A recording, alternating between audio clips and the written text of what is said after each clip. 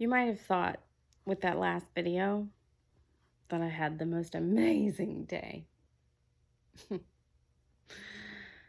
It wasn't bad, but it wasn't like the last 2 minutes the whole time. No, see, I went up and down that street about one more time than what was actually shown on video. And then it was too hot for me to stay there for multiple reasons. But also, the day before, I crashed out. And when I say I crashed out, I mean like all I could do was lay here. I had to keep the lights out because the light sensitivity was too much.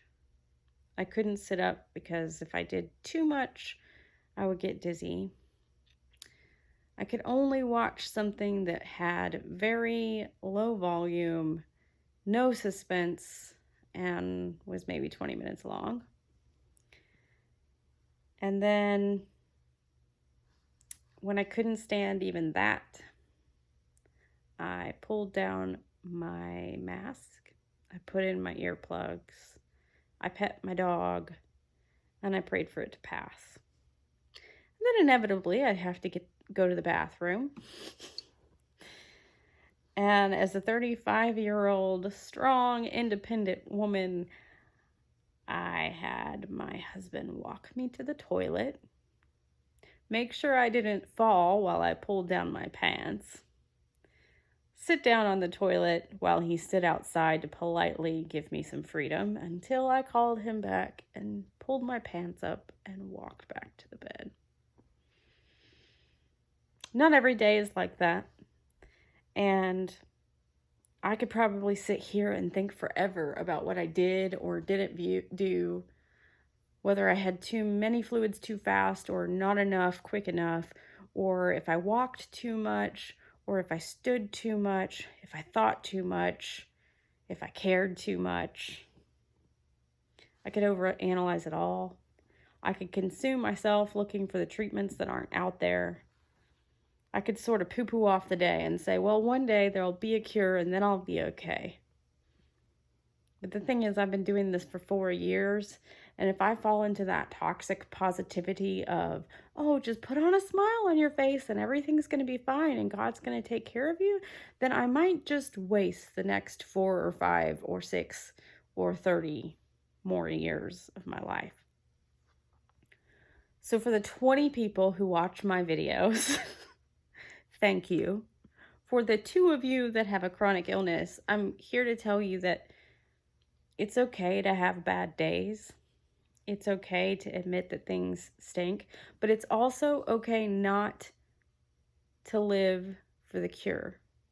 It's also okay not to overanalyze what made you feel bad today. And it's also okay to find meaning and joy in your life when it looks very different than you thought it was going to be. And you don't have to be happy about that. But please don't live your life thinking things will get better and missing what you have. Because my kid went from 3 to 7 like that. And if I just laid here and wallowed and said, I can't wait until I feel better, then I'd miss the 10 minutes I got to spend outside.